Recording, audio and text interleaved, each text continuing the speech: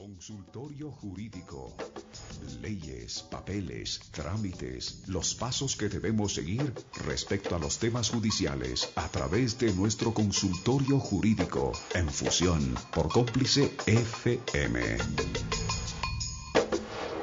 Las 2 en punto de la tarde, 2:01 ya vamos a iniciar nuestro espacio de los viernes en este 17 de noviembre y como siempre damos la más cordial bienvenida al doctor Paulo Gárate, quien nos acompaña esta tarde. Doctor, ¿qué tal? Muy buenas tardes, bienvenido al espacio de los viernes para hablar de temas legales y hoy vamos a tratar el tema del acoso laboral. ¿Qué tal? ¿Cómo le va? Buenas tardes. Buenas tardes, Marlene, buenas tardes con todos quienes nos escuchan a través de la señal de la radio. Hoy con este tema muy importante sobre el acoso laboral, especialmente porque se expidió ya la norma reformatoria para la erradicación de la discriminación en el ámbito laboral y también la ley orgánica reformatoria a la ley orgánica del servicio público y al Código del Trabajo para prevenir el acoso laboral. Dos normas que en estos últimos días han generado ya varios debates desde el punto de vista académico, desde el punto de vista de la ejecución que van a tener estas normas y sobre todo del alcance que tiene la figura del acoso y las figuras de discriminación con las sanciones que se han impuesto por parte del Ministerio de Trabajo en el hipotético de verificarse actos de discriminación y también por lo que podrían enfrentar los empleadores y trabajadores en lo que les corresponde, empleadores y trabajadores, por ejemplo, en su relación laboral, toda vez que ya se considera actualmente el acoso como una causal de visto bueno para terminar la relación laboral. Entonces, doctor, partamos por definir a qué se le puede catalogar como acoso laboral. ¿Qué tipo de acciones, qué tipo de actitudes?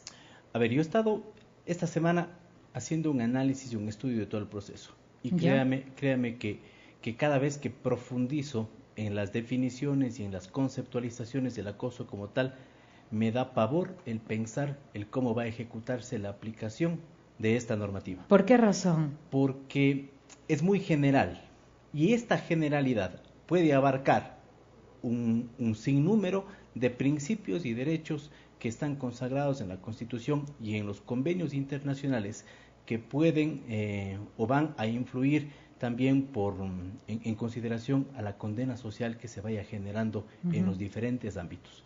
Y hablo de la condena social porque esta condena social muchas veces lleva a actuar a las autoridades administrativas y también judiciales bajo una presión mediática que puede ocasionar el tomar decisiones quizás apresuradas o no fundamentadas.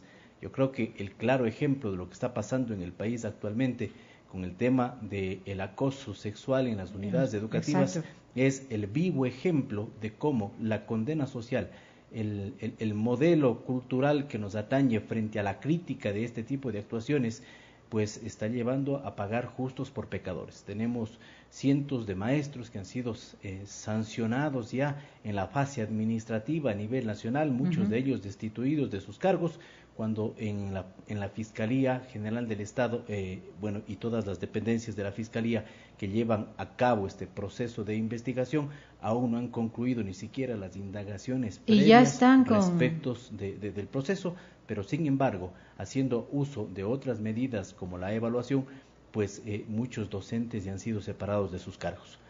Esto me genera preocupación por el principio de inocencia que tiene la Constitución.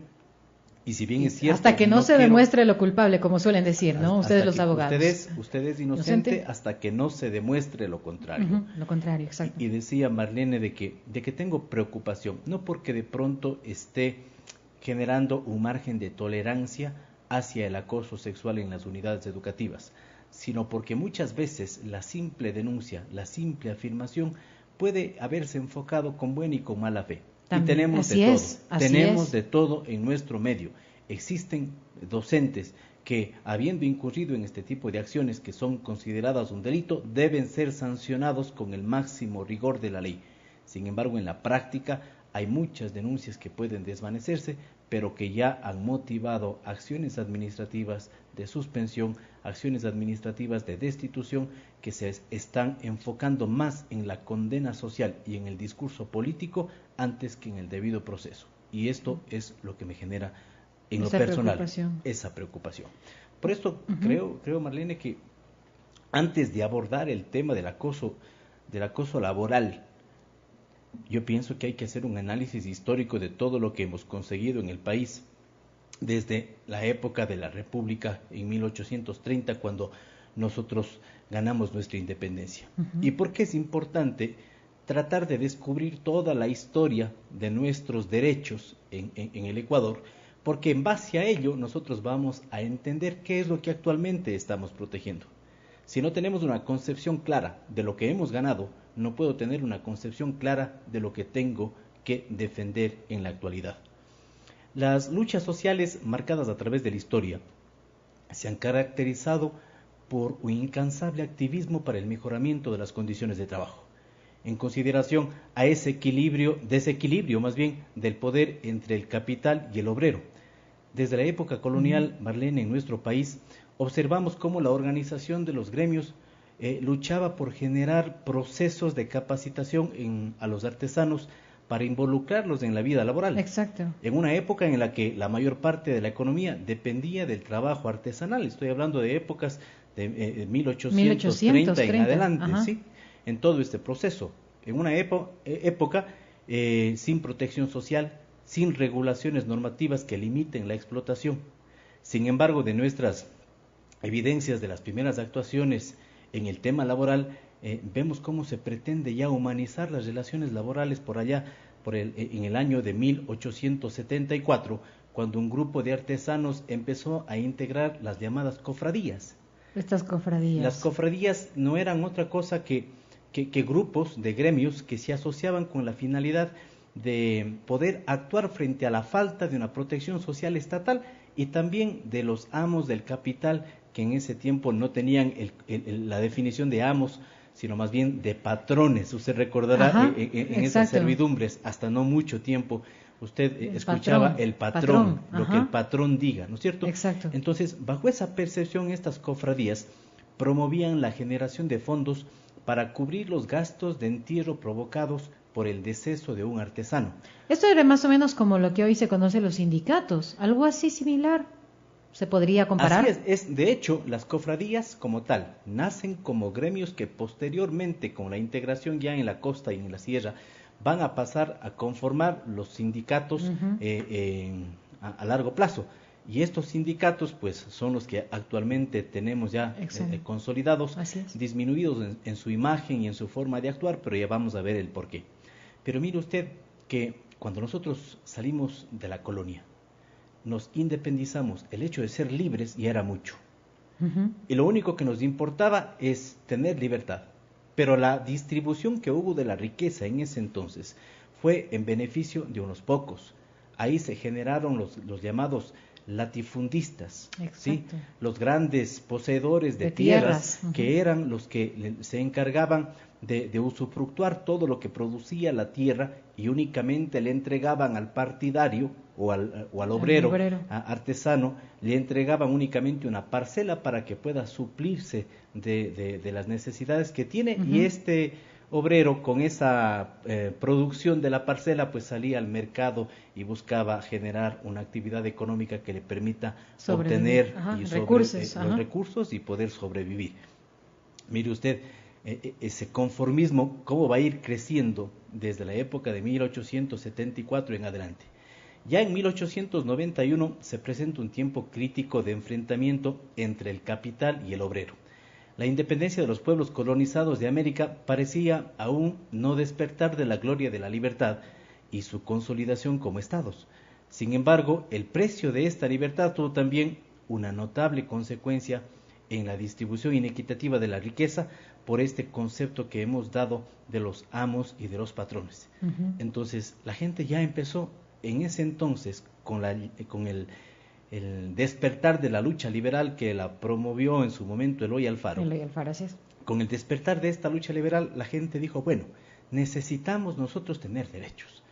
Ya necesitamos que exista una mejor distribución de la riqueza. Y no era un efecto que se daba en América Latina, era un efecto que tenía una proyección de carácter mundial. Tal es así que el Papa León XIII emite ya en una carta apostólica la encíclica Rerum Novarum.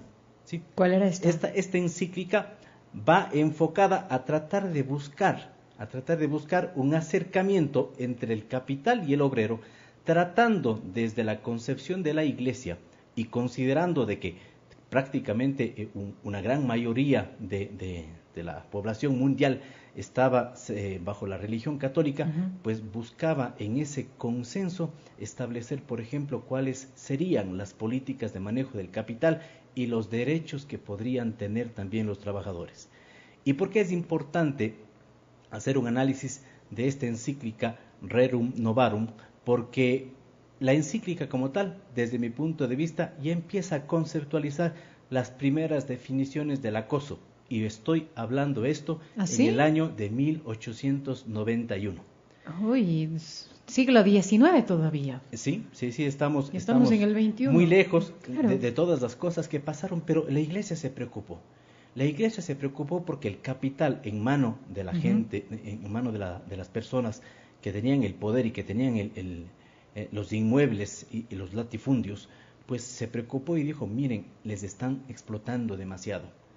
Están apartando el lado humano del obrero, le están sacrificando. ¿Cuál es la diferencia de habernos liberado de la colonización si seguimos siendo esclavos? Exacto. Y en esta lucha de poder, pues la encíclica como tal da algunos deberes. Yo quiero leer una parte textual de la encíclica, porque quiero que lo analicemos y después cuando pasemos a este concepto actual del acoso, vamos a entender cómo viene evolucionando paulatinamente a través de la historia. A ver.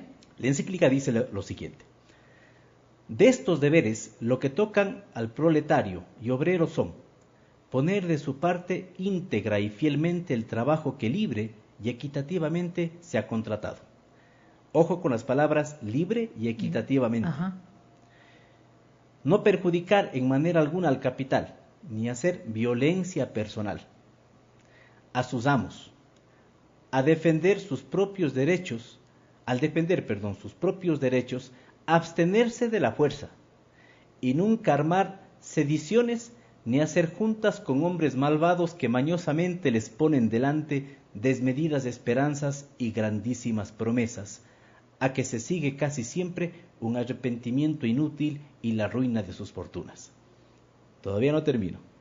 Yo estoy impactada solo con lo que acabo de escuchar. Los ricos y los patronos recuerden que no deben tener a los obreros por esclavos, que deben en ellos respetar la dignidad de la persona y la nobleza que a esa persona añade lo que se llama carácter de cristiano, que si se tiene en cuenta la razón natural y la filosofía cristiana, no es vergonzoso para el hombre ni le rebaja el ejercer un oficio por salario, pues le habilita el tal oficio para poder honradamente sustentar su vida. Que lo que verdaderamente es vergonzoso e inhumano es abusar de los hombres, como si no fuesen más que cosas, para sacar provecho de ellos y no estimarlos en más de lo que dan de sí sus músculos. Ordénase a sí mismo que en los proletarios se tenga en cuenta la religión y el bien de sus almas, y por esto es deber de sus amos hacer que a sus tiempos se dedique el obrero a la piedad, no exponerlo a los atractivos de la corrupción, ni a los peligros de pecar, ni en manera alguna estorbarle al que atienda a su familia y el cuidado de ahorrar. Asimismo, no imponerle más abajo de lo que sus fuerzas pueden soportar, ni tal clase de trabajo que no lo sufran su sexo y su edad. Pero entre los principales deberes de los amos, el principal es dar a cada uno lo que es justo.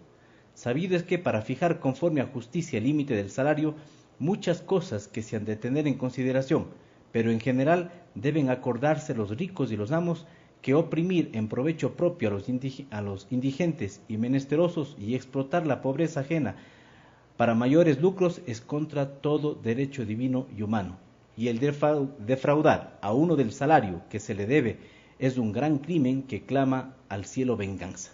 Mirad en el jornal que defraudaréis a los trabajadores clama, y el clamor de ellos suena en los oídos del Señor de los ejércitos. Bueno, esto es una declaración de la encíclica.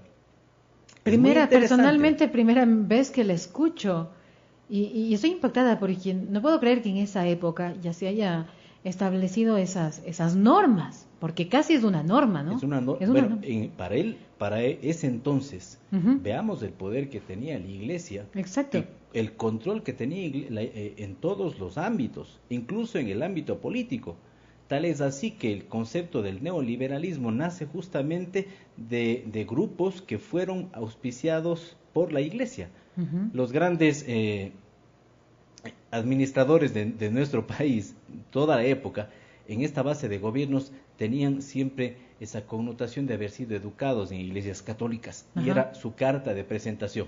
Así que, esta es una de las formas en que se presentó en el año de 1891, se presentó ya la visión, por ejemplo, de lo que podría considerarse los primeros pilares de la concepción del acoso. ¿Sí? Vemos, por ejemplo, acá un llamado al abstenerse de la fuerza. Exacto. A la no violencia, a la equidad en el trato de los trabajadores, al respeto a la dignidad, a la no esclavitud, al no abusar de la remuneración. ¿Sí? Todos estos conceptos que nosotros observamos, vamos a ver en los acuerdos ministeriales que actualmente se emiten por el tema de discriminación y la ley reformatoria ya para el tema del trabajo, para la prevención del acoso laboral, tienen una relación pero tan directa, que nace justamente de toda esta evolución histórica. La elección de Eloy Alfaro como presidente de la República, Marlene, ya en la famosa Revolución Liberal de 1895, dio lugar al reconocimiento de derechos de los obreros, lo que marcó ya un primer golpe para los capitalistas.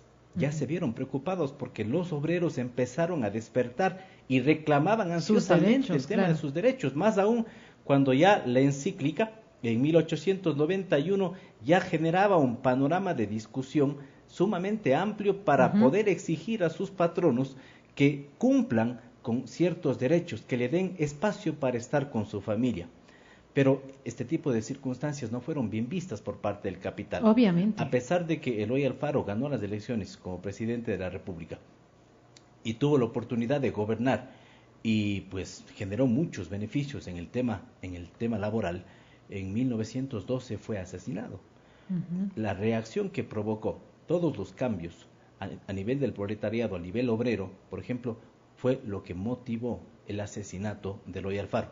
Sumados estos a otros temas, podemos ver cómo el neoliberalismo en ese entonces fue el que pudo tener la oportunidad de recobrar el poder. Existen hechos como la ley moratoria de 1914 que le endeudó al país en cerca de 18,000 millones de dólares. Dios y estamos mío. hablando en el siglo XIX, una crisis que generó un malestar social tremendo que acabó muchas veces con grandes fuentes de trabajo en el Ecuador. Todo este tipo de circunstancias motivaban a que la gente ya empiece a despertar, que la gente se diga, bueno, es momento de poder cambiar las cosas. Así el 15 de noviembre de 1922 en Guayaquil se organizó ya una de las primeras marchas obreras a nivel nacional que buscaba la reivindicación y el reconocimiento de todos estos derechos que ya nacieron en 1891 con esta encíclica papal. Y todos estos derechos, cuando eran reclamados, no eran bien vistos por parte del capital, y esto pues provocó que a punta de ametralladora cerca de 1.500 obreros sean asesinados en una de las plazas de Guayaquil. Y eso es justo lo que estábamos recordando por estas fechas. Así es. Y que estuvo muy visto en redes sociales además. Así es. Este 15 de noviembre de 1992, que se provoca esta matanza obrera en Guayaquil, por reclamar los derechos, fue uno de los hechos de violencia que ha marcado la historia en el Ecuador.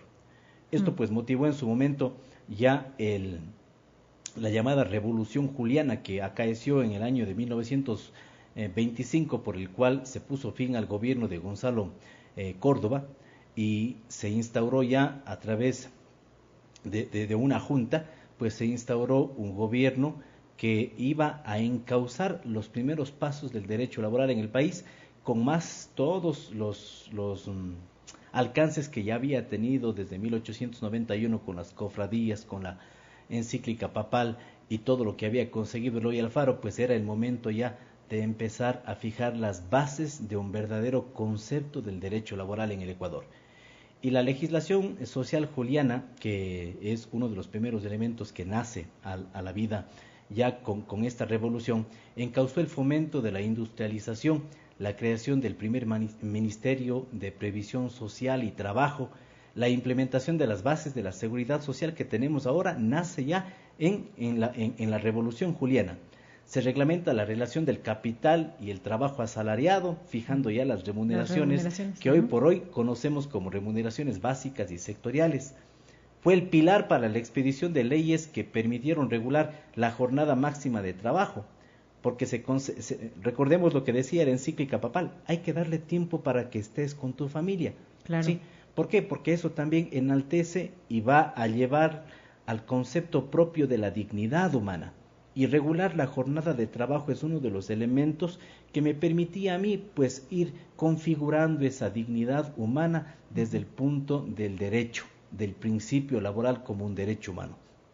Y la jornada desde esa fecha ya se empezó a regularizar ¿Ya en las 8 horas o no, de a poco, no? Hemos venido de a poco, pero bueno, en todo caso, los trabajos, por ejemplo, los fines de semana, ya empezaron también a tener su forma, el descanso semanal se reguló, el trabajo de las mujeres y de menores y la protección de la maternidad. Antiguamente, y digo antiguamente en el siglo pasado, pero en el siglo pasado la mujer, por ejemplo, no tenía las oportunidades de trabajo que tiene hoy.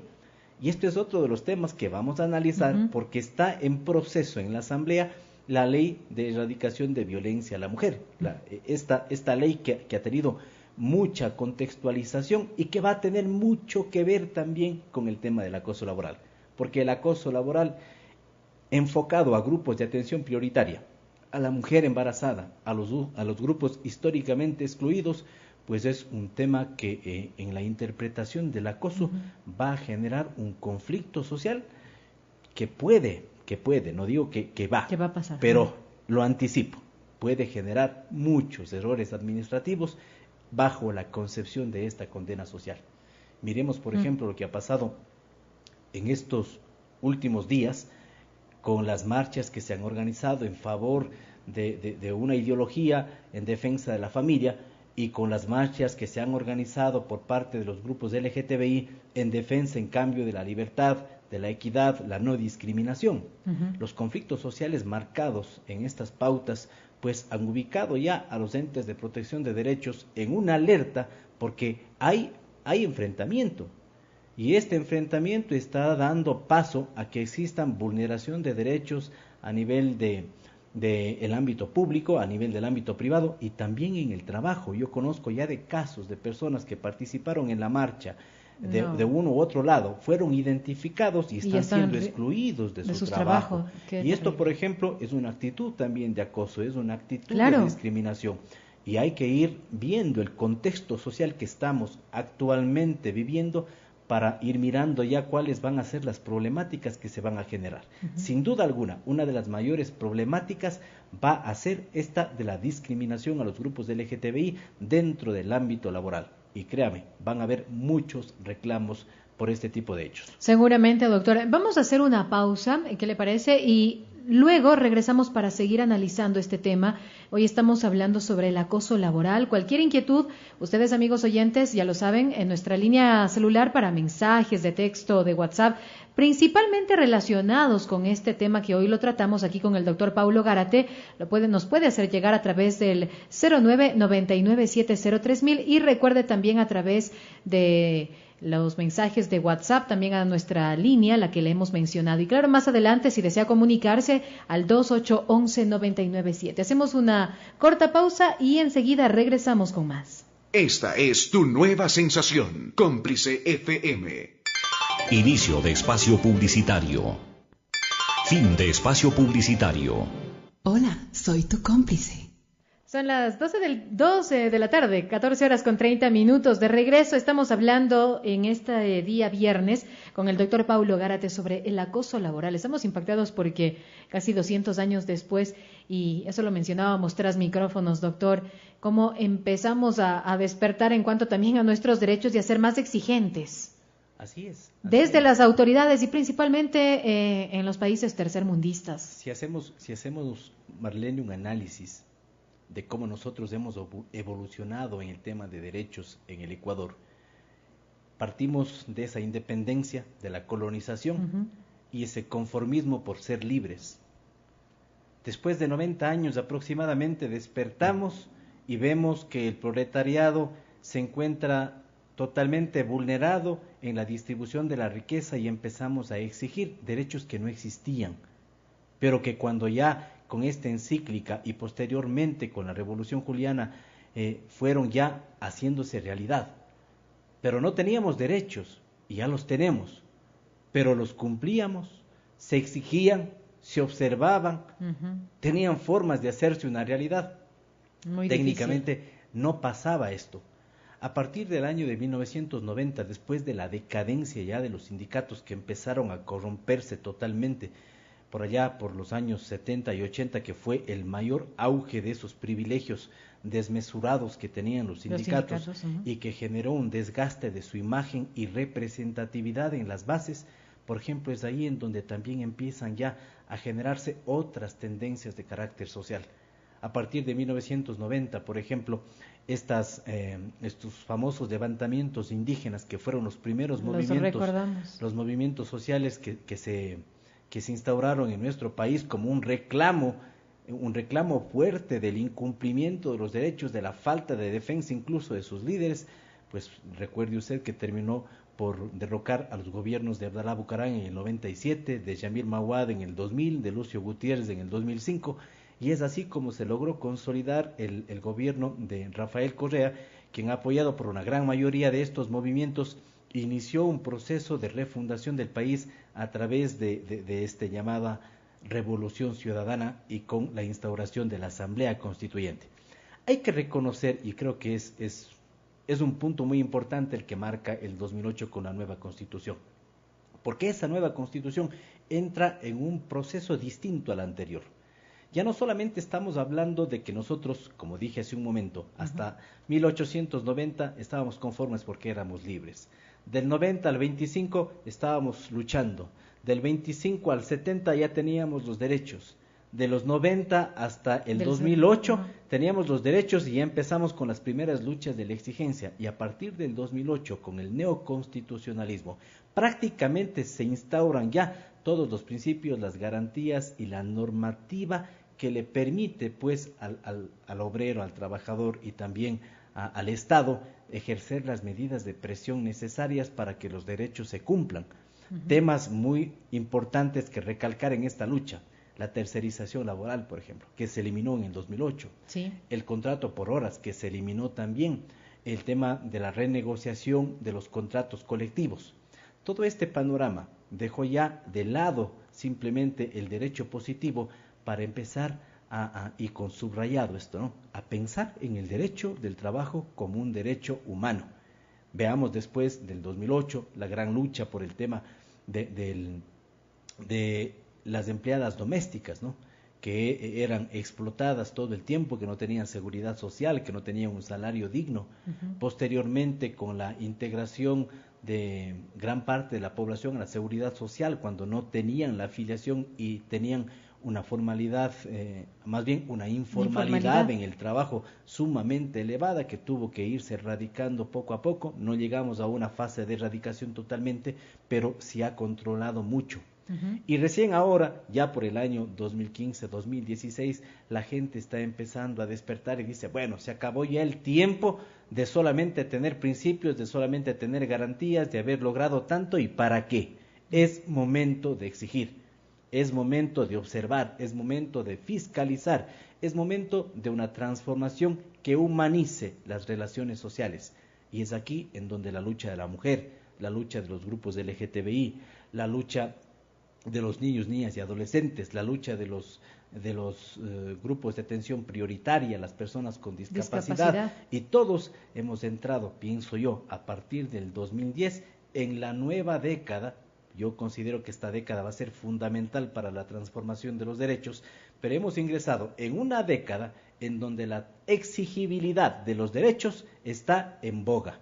Y esa exigibilidad de los derechos está provocando reacciones sociales bastante fuertes. Y vuelvo a recalcar, ejemplo claro, violencia a la mujer. Ejemplo claro, acoso sexual en el sector educativo. Ya no toleramos violencia, ya no toleramos la afección a los derechos. El abuso. El abuso. Y esto es lo que en la práctica, el día de hoy, pues da lugar a que se expidan estas normas de acoso. ¿Con qué alcance? Con todo este antecedente. Imaginémonos entonces venir desde 1830 cansados y asentarnos en el año 2010 hasta el año 2017 y decir, es hora de cumplir. Y cuando llegamos a este punto, ¿cómo lo hago? Es la pregunta. Exacto. ¿Qué considero como acoso? ¿Qué debo sancionar? ¿Qué no debo sancionar? ¿De qué debe cuidarse el empleador? ¿De qué debe cuidarse el trabajador? Y es aquí en donde la doctrina juega un papel muy fundamental. Cuando yo estuve realizando mis estudios en España, justamente en el ámbito laboral, tuve la oportunidad de estudiar algo del moving laboral y del busing laboral. ¿Qué es esto del moving laboral, del busing laboral? Bueno, el moving laboral es entre los trabajadores, ¿no? Es justamente esas acciones hostiles que van encaminadas a vulnerar los derechos de la integridad personal dentro del trabajo y se genera entre los trabajadores. Estamos en el mismo nivel del trabajo. Horizontal, sí. Ya, y entre compañeros. El busing laboral, que viene del inglés boss, ¿cierto? Que es del jefe hacia los trabajadores. Pero mire usted, Marlene, que en Europa el acoso bajo la figura del moving ya fue estudiada en el año de 1990 por el alemán Heinz Lehmann. Bueno, ¿sí? Con lo que usted acaba de mencionar, desde 1990 ya en Europa, nosotros estamos recién queriendo ingresar a esto, ¿no? Estamos más de 20 años. 20 años fuera sin una norma clara que define el acoso sexual es absolutamente correcto. Así sí, estamos súper atrasados. Mientras que ya en 1990 empezó a conceptualizarse y a tener las bases, por ejemplo, en Europa, de lo que se podría considerar como moving laboral, pues ya en Europa tienen un tema bastante asentado en el tema normativo, en el tema positivo, y creo que la experiencia de Europa, especialmente, por ejemplo, lo que sucedió en Francia, lo que ha sucedido en Alemania, lo que ha sucedido en España, en Francia con Marie-France Herigoyen, que es una de las principales defensoras de todo este proceso, con Ragnes también dentro de España, si no estoy mal, Inaki Piñuel también, que es otro de los doctrinarios más reconocidos en España, incluso uno de los mayores asesores del Parlamento allá en España, que fue el que impulsó toda esta teoría. Y la experiencia de todos ellos en la doctrina, pues nos va dando a nosotros parámetros para poder en la actualidad tratar de ubicarnos en la realidad de lo que puede ser el acoso laboral con esta expedición normativa, lo que puede ser en nuestro país. Por ejemplo, Lehmann definía al acoso laboral como el encadenamiento a lo largo de un periodo de tiempo bastante corto de intentos o acciones hostiles consumadas, expresadas o manifestadas por una o varias personas hacia una tercera, que es el objetivo. ¿Sí? Miremos entonces que aquí hablamos de un encadenamiento, hablamos de un periodo de tiempo bastante corto y hablamos de intentos o acciones hostiles consumadas. No habla solamente de acciones, habla de intentos o acciones consumadas, expresadas o manifestadas. En 1999 la psicoanalista Herigoyen acuña el concepto del acoso laboral como cualquier conducta abusiva, y especialmente los comportamientos, palabras, gestos, actos y escritos que puedan atentar contra la personalidad, la dignidad o la integridad psíquica o física de un individuo, o que puedan poner en peligro su empleo o degradar el clima de trabajo. Mire usted que de los estudios de 1990 por Lehmann hacia los estudios de 1999 por Herigoyen ya tenemos una evolución En ¿sí? cuanto al concepto en también. cuanto al concepto que va tomando mucha más fuerza. Entre los dos, en 1997, por ejemplo, Dragnes definen al moving como una situación donde uno o varios individuos perciben continuamente durante un periodo de tiempo que son receptores de actos negativos de uno o varios individuos en una situación donde el objeto del acoso tiene dificultad para defenderse en estas acciones. ¿Qué significa esto? Por ejemplo, el fumar. Es un acoso. Usted está dentro de un espacio de trabajo. Es un lugar cerrado generalmente. Es un lugar cerrado, Prohibido. pero tiene a su jefe que fuma junto a usted. Bueno, No sí, le está diciendo absolutamente nada. No está actuando en su contra, pero está generando un acto negativo que afecta a su salud. Uh-huh. Y uno de los principios que está llamado a proteger la Constitución de la República es garantizar espacios de trabajo que garanticen mi salud. ¿Sí? Entonces, mire usted, un acto negativo, que no necesariamente es una acción directa de odio, quizás emprendida por el empleador, pero que es un acto negativo en contra de la persona. Y tal vez hasta muchas veces puede ser inconsciente, tal vez hasta de desconocimiento. Así, de hecho es así. De desconocimiento. Hay un desconocimiento de que yo no puedo hacer esto, pero lo hago. Y al hacerlo, yo ya estoy empezando a generar una acción de acoso. A ver, atendamos una de las llamadas para escuchar el criterio de nuestro. Así es. Buenas tardes, Cómplice FM. Aló, buenas tardes. Tenga la bondad. ¿Puedo yo opinar sobre las expresiones que está dando el señor acerca del acoso laboral? De la década ganada. Bueno, en realidad estamos hablando del tema del acoso laboral. Nos referíamos justamente a cómo ha ido evolucionando el concepto en cuanto al acoso laboral. Sí, pero el señor se ha referido también, creo, a los derechos que hemos conseguido estos 10 años con la década ganada, cuando todo el mundo estamos viendo que sus derechos mejor han sido conculcados por el señor que ya es expresidente, que ya ni siquiera se encuentra aquí ni viene a dar la cara para que diga por qué la justa distribución de la riqueza de nuestros hijos se fue llevando. ¿Cuántos años, si quiero, 40, 50 años, nuestros jóvenes quedarán sin recursos para con qué educarse? Y el petróleo ya ni existe, las reservas están vendidas a China, sin embargo hablamos de derechos. ¿Qué derecho se ha ganado por el señor Correa? A ver, yo pienso que... Estimado amigo oyente, escúchenos un ratito. Yo pienso que hay que tener claridad en que lo que estamos haciendo en este momento es un análisis académico histórico de todas las circunstancias que se enfocan hacia el acoso. Yo no estoy en favor o en contra del gobierno anterior porque trato de mantener la objetividad en cuanto al tema. He destacado, por ejemplo, logros que se han generado a nivel de derechos, pero también en otros programas hemos criticado mucho, por ejemplo, la regresión de los derechos en materia de seguridad social, la regresión en materia de jubilación, la regresión, por ejemplo, en las fórmulas de cálculo que se aplican actualmente a los jubilados para perjudicarles en sus pensiones. Así es, lo hemos hablado aquí. Hemos denunciado también muchos hechos respecto de la terminación bajo la figura del artículo 47 de la LOCEF, de la terminación de miles de funcionarios públicos que fueron sacados de su trabajo y que actualmente no tienen un medio de sustento, y también hemos denunciado hechos como los contratos ocasionales que sin duda también han dado una base para que existan reformas en la Asamblea Nacional. Bueno, y yo quiero dejar simplemente puntualizado este tema porque en este programa tratamos de ser muy objetivos siempre. Y no somos políticos aquí, sí, queremos también recalcar en aquello. Tratar de ver las cosas desde todos los puntos de vista. Pero volvamos al tema del acoso. Entonces decía que Dragnes ya cuando define en el 97 al acoso como tal, habla ya de un periodo de tiempo y habla de estos actos negativos. Y toda esta experiencia, Marlene, que se viene dando en Europa, va a llegar hacia nosotros como experiencias directas cuando empiecen los procesos administrativos de visto bueno que deben ser tramitados ante los inspectores del trabajo. ¿Cuáles son los comportamientos y de pronto las experiencias del moving laboral en Europa? Todo lo que se ha resuelto en función de sentencias, en función de procesos administrativos y que ya han consolidado, diría, una especie de base de datos de las experiencias estadísticas que en Europa se han dado. ¿Qué considerar moving laboral o en nuestro medio, que es lo mismo, qué considerar acoso laboral? En la experiencia de Europa, por ejemplo, asignar trabajo sin valor o utilidad alguna.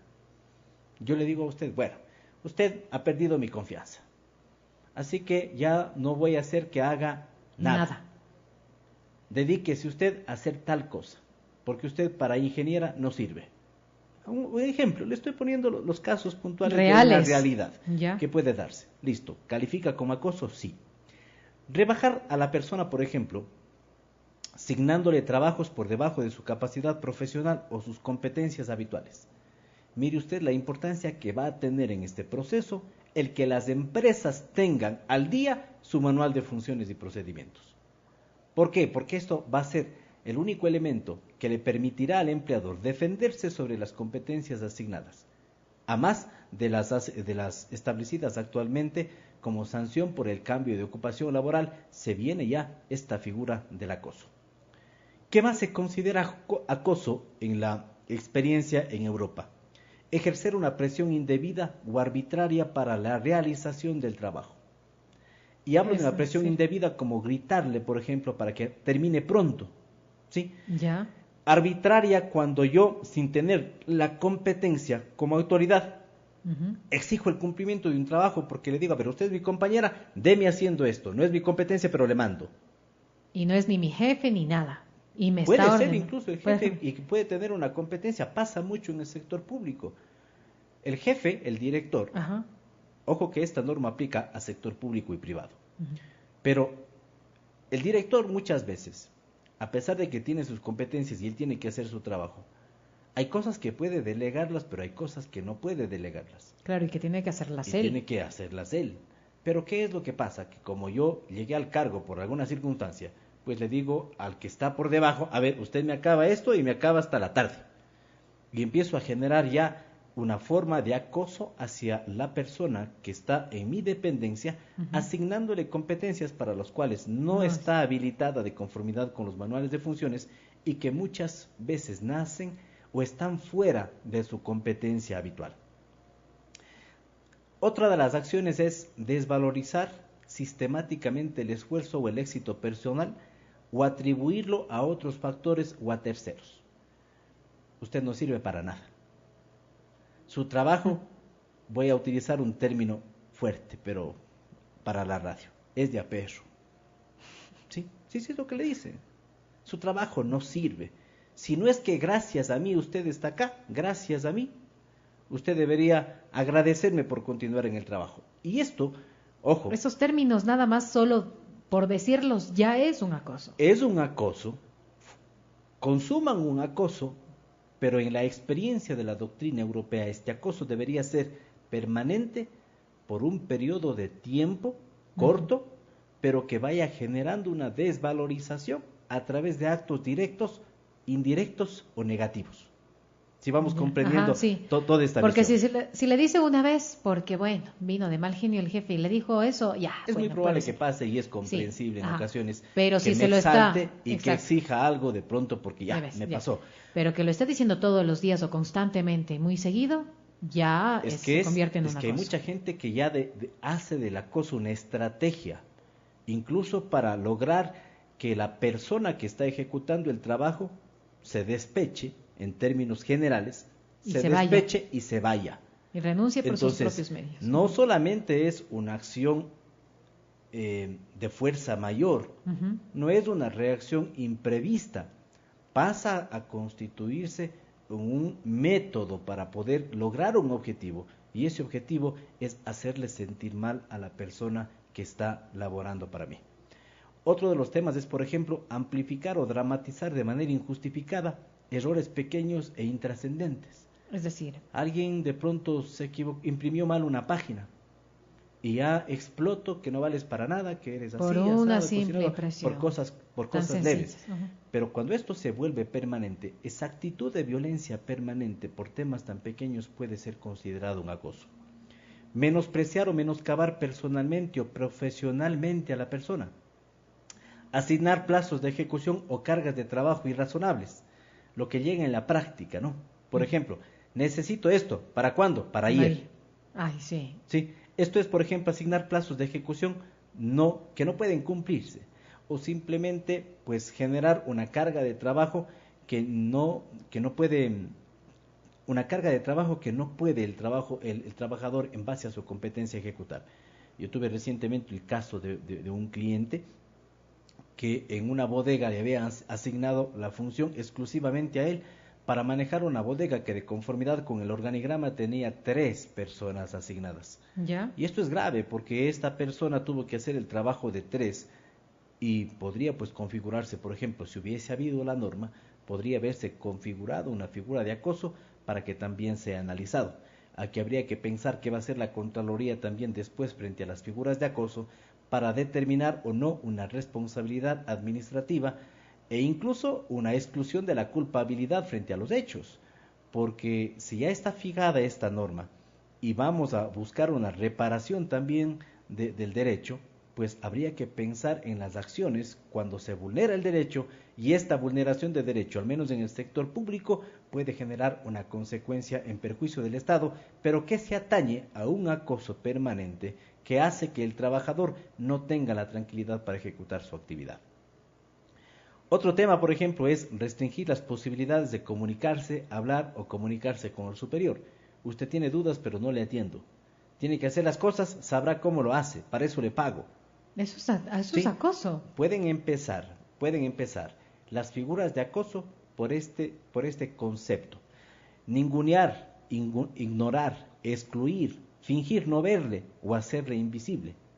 ¿Sí? Bueno, qué terribles actitudes también. Bueno, son actitudes que se van dando, que de hecho se van a presentar. Pero bueno, esta es la experiencia en Europa. ¿Qué es lo que nos da la Constitución nuestra? Nuestra Constitución de la República, ya en el tema de la dignidad humana, reconoce, por ejemplo, la no discriminación, reconoce el derecho a la dignidad, a la integridad personal, la equidad de género, por ejemplo, en los concursos públicos, en los puestos de elección, el acceso al empleo, a la formación y promoción laboral y profesional, a la remuneración equitativa consagrada en el principio de igual trabajo, igual remuneración, y a la defensa de los derechos de grupos de atención prioritaria. El convenio 156 de la OIT hace referencia a la igualdad de oportunidades y trato entre trabajadoras y trabajadores. Y esto a mí me deja una preocupación, porque el otro día hacía una auditoría en una empresa laboral y las alzas de los sueldos eran a dedo. Está bien cuando la empresa es privada. ¿Por qué? Porque existe libertad de trabajo y libertad de contratación. Pero ya con esta norma, tratándose de que usted es contratada para auxiliar de secretaría y le contrato a B también para auxiliar de secretaría, que conforme de pronto su salario sectorial usted tiene unos $382 de remuneración básica, pero el día de mañana porque usted quizás es blanca y del centro urbano, le digo, tú me caes bien, ven acá y te voy a subir el sueldo. Te voy a poner 500. Te voy a poner $500, mismo trabajo, diferente remuneración, con iguales funciones. ¿Se puede considerar esto ya en la práctica un tema de acoso? Sí. Si lo que estamos llamando a proteger es un derecho de equidad, de igualdad, y todo aquello que menoscabe esa dignidad humana, porque es una forma de hacerle de menos, Así es. pues desde mi punto de vista, sí, podría configurarse como un acoso. Así que habrá que ver qué es lo que se resuelve oportunamente sobre estos temas, pero ya nos invita a reflexionar a todos quienes están en el campo empresarial, por ejemplo, a trabajar en un escalafón que garantice la equidad, la no discriminación y que tengan estímulos que vayan en función de criterios y parámetros objetivos y equitativos. Sí. Y esto tienen que empezar a trabajarlo. Doctor, vamos a hacer una nueva pausa y enseguida regresamos para seguir hablando sobre el acoso laboral. Hoy estamos justamente tocando este tema. Si usted tiene alguna inquietud, recuerde escribirnos 0999703000 o llamarnos también en los siguientes minutos al 2811-997. Esta es Cómplice FM, 24 horas de buena música. Inicio de espacio publicitario. 99.7 Cómplice FM, tu nueva sensación. Son las 2 de la tarde con 57 minutos de regreso en este espacio que tenemos todos los viernes con el doctor Paulo Gárate, con quien hoy estamos dialogando sobre el acoso laboral, doctor, y algunas cosas interesantes que usted ha mencionado, primero haciendo también esa remembranza de todo cómo ha venido evolucionando desde hace casi 200 años atrás. Y ahora cómo han cambiado algunas cosas, todavía hay unas falencias y que son evidentes en el día a día, Por ejemplo, doctor, ¿qué podría pasar o qué va a pasar con ese acoso en las instituciones públicas? En el caso de que mucho se ha escuchado últimamente que hay instituciones en donde no se cancelan varios meses de sueldo, ¿eso se le puede considerar un acoso, un tipo de acoso?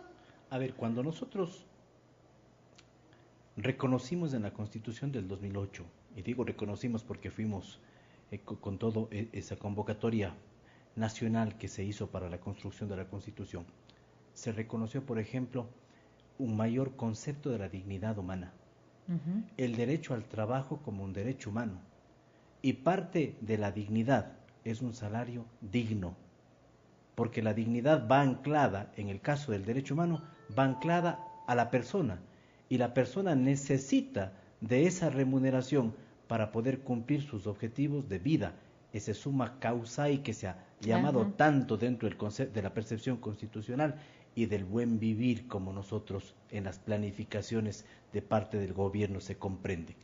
Si usted me dice a mí, hay acoso laboral cuando no pago una remuneración, para mí sí es un acoso laboral.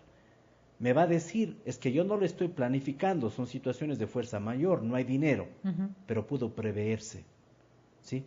Y además, tomando la doctrina que nosotros hace un momento acabamos de enunciar, es un acto negativo. Y ese acto negativo está o no está menoscabando un derecho. Por supuesto. Está menoscabando un derecho. Está o no está afectando a la dignidad. Está Claro. afectando a la dignidad. Y está afectando su proyecto de vida, por supuesto. Que no sea un acoso directo, es cierto. Pero aquí la importancia de entender toda la trascendencia histórica que tiene el acoso, de entenderlo en forma directa, por acción, por omisión, o en forma indirecta, a través de actos u omisiones de carácter negativo que afecten a la persona. Yo no sé cómo va a aplicarse, Marlene, esto en el sector público. No sé cómo. Pero ya expidieron la norma. Ya está ahí. Está aprobado. ¿Cómo lo vayan a ejecutar en el proceso? Bueno, aquí está el reto, por ejemplo, especialmente para los inspectores del trabajo. Porque recuerden que ahora el sumario administrativo se lo tramita ante el inspector del trabajo y el visto bueno igual. Los inspectores del trabajo están llamados hoy a tener una formación no solamente en el tema positivista, que es decir, la norma concreta, tienen que tener una percepción constitucional y una percepción constitucional anclada también a una evolución histórica y doctrinaria de cómo entender el acoso. Porque la carga de la prueba del acoso no es fácil. La carga de la prueba del acoso, cuando se denuncia, tiene que ser justificada por el debido proceso que nosotros tenemos. Pero el papel justamente del Ministerio de Trabajo será también implementar equipos técnicos que se encarguen de las investigaciones del tema. Mire usted que el acuerdo ministerial 82 de este año, del 2017, este acuerdo ministerial ya expide el acuerdo para la erradicación de la discriminación en el ámbito laboral. Con la expedición de la ley reformatoria, la ley orgánica que reforma el Código del Trabajo y la LOCEP para prevenir el acoso, se habla de acoso, pero es mi concepto, es mi percepción académica al menos, como especialista en el tema laboral, que debería esta norma no llamarse erradicación de la discriminación, sino erradicación del acoso. ¿Por qué? Porque el artículo 6 de esta norma pues ya prevé las prohibiciones de discriminación en el espacio laboral y si bien se habla de discriminación, no es sino acoso. Y voy a permitir leerlas. ¿Ya? ¿Qué dice esta norma respecto de las prohibiciones en el espacio laboral? ¿Qué no pueden hacer los empleadores o qué no se puede hacer dentro del espacio laboral? La desvalorización de habilidades, aptitudes, estigmación y estereotipos negativos. B. La divulgación de la intimidad corporal y orientación sexual diversa con fines peyorativos. C. La intimidación y hostigamiento. D. La segregación ocupacional y abuso en actividades operativas. E. Asignar tareas no acordes a la discapacidad, formación y o conocimiento con el fin de obligar al trabajador a terminar con la relación laboral. F. Cualquier tipo de discriminación en procesos de ascensos laborales. G. La limitación o coerción a la libertad de expresión cultural. H. Cualquier tipo de agresiones verbales y o físicas basadas en género, edad, costumbres, ideología, idioma, orientación sexual, identidad de género, vivir con VIH o cualquier otra distinción personal o colectiva. Y finalmente, determinar dentro del área laboral espacios exclusivos que señalen evidente diferenciación injustificada y discriminatoria en el uso de servicios higiénicos, comedores, salas recreacionales, espacios de reunión y ascensores. Nótese que este es el acuerdo ministerial 82 de este año para la discriminación en el ámbito laboral. Recuerde todo lo que hablamos de la experiencia en Europa. Aquí está. Sí. Aquí está. Y el ámbito de aplicación que tiene es bastante extenso. Por eso que yo le decía, es muy general. Es muy general, pero bueno, si usted no cumple esto, Marlene, le presenta una denuncia por el tema de acoso, la empresa puede recibir una multa entre 3 y 20 salarios básicos. Uy. ¿Sí? Cuando usted logre verificar a través del inspector del trabajo o a través del departamento pertinente que puede emitir un informe dentro de la Inspectoría de Trabajo, puede usted sancionar a la empresa con hasta 20 salarios básicos. Y aquí es en donde yo decía, ¿qué va a pasar si es que se hace una auditoría integral en una empresa y se verifican el incumplimiento de las obligaciones patronales? ¿No es también esta una forma de acoso? ¿No es lo que decíamos, al igual que en el sector público, un menoscabo de los derechos del trabajador? Vea lo que dice la ley orgánica reformatoria del trabajo para la prevención del acoso. Esta norma, ya en la reforma que hace al Código del Trabajo y la reforma que hace a la LOCEF, conceptualiza al acoso de la siguiente forma: considérese como una actuación discriminatoria cuando sea motivada por una de las razones enumeradas. A ver, perdón, estoy mal. Permítame. Buscamos, claro, búsquele nomás, doctor, cuál es el son tantos documentos que tengo en este estudio que he realizado esta semana, pero ya lo encontré. Definición de acoso laboral. Debe entenderse por acoso laboral todo comportamiento atentatorio a la dignidad de la persona. Recalco, subrayo, dignidad, porque el salario es digno. ¿Sí? Los derechos enaltecen la dignidad, y la lucha de los derechos desde 1830, como lo hemos analizado, ¿se enfocan o no se enfocan en mejorar la dignidad del ser humano? Claro. Entonces, si yo afecto a los derechos del trabajador, ¿es acoso? Sí, es acoso. Sí es acoso. Desde mi punto de vista, es acoso. Debe entenderse por acoso laboral todo comportamiento atentatorio a la dignidad de la persona, ejercido de forma reiterada y potencialmente lesivo, cometido en el lugar de trabajo o en cualquier momento en contra de una de las partes de la relación laboral o entre trabajadores, que tenga como resultado para la persona afectada su menoscabo, maltrato, humillación, o bien que amenace o perjudique su situación laboral. El acoso podrá considerarse como una actuación discriminatoria cuando sea motivado por una de las razones enumeradas en el artículo 11.2 de la Constitución de la República, incluyendo la afiliación sindical y gremial. ¿Qué dice el artículo 11.2 de la Constitución? El tema de la discriminación por motivos de raza, color, etnia, religión, orientación sexual, todo lo demás. ¿Sí? ¿Ya? Si se da cuenta usted, Marlene, del alcance que esto tiene. Es muy amplio. Es muy amplio. Cualquier persona que busque un poquito simplemente en la doctrina, el día de hoy podría motivar automáticamente un visto bueno laboral en contra de un empleador. ¿Qué necesitaríamos para que esto se haga una realidad? Comprender que si el visto bueno se expide, yo tendría una indemnización por despido intempestivo.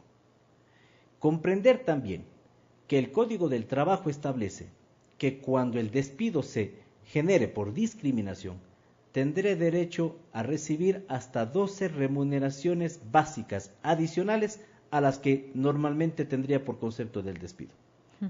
Lo que hace esta norma es incrementar, por ejemplo, ya la opción de las cuantías por despido intempestivo, porque bien podría entenderse dentro de un trabajo en donde se presenten este tipo de circunstancias, pues la opción de que los empleados puedan demandar un visto bueno. Es grave. Gravísimo. El tema es grave. A mí, créame, me preocupa mucho. Esto invita a todas las empresas a trabajar ya, primero, en un buen reglamento interno. Segundo, en procesos de comunicación a través de un adecuado manual de funciones. Si no cuentan con el manual de funciones, pues no van a poder tener procesos de comunicación efectivos y competencias claras. Así es. Y esto puede llevar al menos a que se configuren unas 4 causales de las que podrían considerarse como acoso. Nos lleva a pensar ya en que las acciones para evadir el pago de las responsabilidades patronales ya no solamente acarrean un riesgo de la multa del Ministerio de Trabajo, ya no solamente acarrean el riesgo de que en la remuneración me fijen el triple de recargo, o que me hagan una reliquidación y me genere glosas, por ejemplo, por los aportes a la seguridad social. Ya estoy enfocado en una figura de acoso que puede pasar en algunos casos a ser también considerado como un delito y sea sancionado por el Código Orgánico Integral Penal. Sí, la visión del acoso es muy compleja y es muy amplia. Requerimientos para que esto se pueda cumplir a cabalidad: equipos técnicos en el Ministerio de Trabajo, trabajo social, por ejemplo, psicólogos laborales que hagan una valoración también de la víctima, va a ser muy importante. Claro, es que tiene que ser de parte y parte. El Código Orgánico General de Procesos nos permite a nosotros tener la visión, por ejemplo, de la argumentación de la prueba en base a lo que nos permite la ley. Y uno de ello es el requerimiento que puedo hacer de un perito acreditado por la Corte para que se haga una valoración psicológica. Y si esta valoración psicológica pues me da fe y es defendida técnicamente, en el sentido de que ha existido, por ejemplo, una afección de carácter psicológico por acoso laboral, ya tendría yo el elemento clave para poder obtener el visto bueno. Imagínese usted. ¿Y quién va a contrarrestar esa prueba dentro de un proceso en la Inspectoría de Trabajo? La pregunta es, ¿cómo la voy a contrarrestar? Claro. Sí, va a ser muy complicado que eso suceda. A eso sumemos de pronto la existencia de trabajadores que puedan presentar denuncias por el tema, que puedan ser testigos, que puedan ser indagados por el propio inspector del trabajo, y pues tendríamos todo el escenario listo para que las figuras de acoso tengan lugar. ¿Y qué pasaría también en la mala fe de los trabajadores? Que se reúnen 2 o 3 trabajadores con la finalidad también de buscar los pretextos necesarios para salir con buenas liquidaciones sobre pretexto del acoso. Hay que pensar en lo bueno, hay que pensar en lo malo, en la buena fe y en la mala fe, pero esta figura, en la forma en cómo está expedida, para mí es muy general. Por ejemplo, ¿cuál es el tiempo de espera que debería tenerse para consolidar el acoso?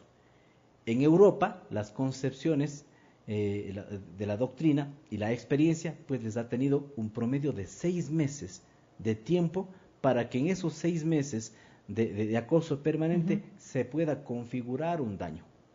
Pero esa es la experiencia de Europa. ¿Cuál va a ser la experiencia aquí nuestra? En Ecuador. Si aquí hablamos de un periodo corto y potencialmente lesivo, o que sea reiterado, y reiterado es más de 2 veces. Puede usted en un mes, por ejemplo, ya tener una figura de acoso directo y poder ser demandada. Son todas las preguntas que van a quedar y que solamente la práctica ya y la notable actuación de nuestros inspectores de trabajo, que tienen que capacitarse sin duda muchísimo en el tema, pues marcará ya la diferencia entre la decisión de haber adoptado una norma de esta naturaleza con todo lo que hemos estudiado el día de hoy, o buscar una reforma que sea mucho más explícita sobre el tema, más aún cuando se viene la ley de violencia de erradicación de la mujer, que también va a tocar temas de carácter laboral. Tenemos una ley orgánica de discapacidades que protege, tenemos políticas de acción afirmativa que deben cumplirse en las instituciones públicas y privadas, y así por el estilo. No acabaríamos en esta hora que ya nos hemos pasado.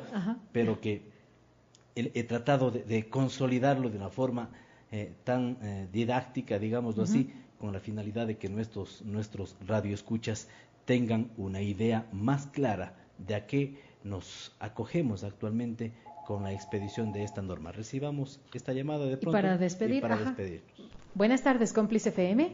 Buenas tardes. Buenas tardes, ¿con quién tenemos el gusto? Le saluda Cristina Rodríguez. Sí, le escuchamos. Bueno, primeramente felicito por el programa muy bueno de orientación. Quería hacer una pregunta. Mire, hablando de esto del acoso laboral, yo estoy en una empresa en la cual venimos mal económicamente desde hace un año atrás. Y por decirle, los empleados, pues 6 meses que no pagan, se declaran en huelga, y el dueño de la empresa dice, bueno, el que quiere váyase, demándeme, y punto. Yo sé que eso lleva 4 años y ahí veré lo que les pago. Hacen diferentes denuncias a la Inspectoría de Trabajo, pero no se hace nada. Eso no entiendo cómo funciona. Doctor, muchísimas gracias por su consulta y su participación. Una linda tarde, doctor. Yo creo que es muy importante que cualquier denuncia que la hagan ante la Inspectoría de Trabajo la hagan primeramente por escrito, para que pueda exigir contestación por escrito, porque eso es un deber del servidor público como tal, motivar positiva o negativamente las peticiones que hagan quienes presentan una denuncia como ciudadanos. Segundo, si llevamos esta consideración en la empresa, recuerde, primero, que ustedes pueden tramitar un visto bueno para la terminación de la relación laboral por falta de puntualidad en el pago. A mí lo que me preocupa es que frente a esta falta de puntualidad, el empleador, de no cancelar, tendría que cancelar conforme al artículo 94 del Código del Trabajo, que sanciona al empleador moroso el triple de recargo.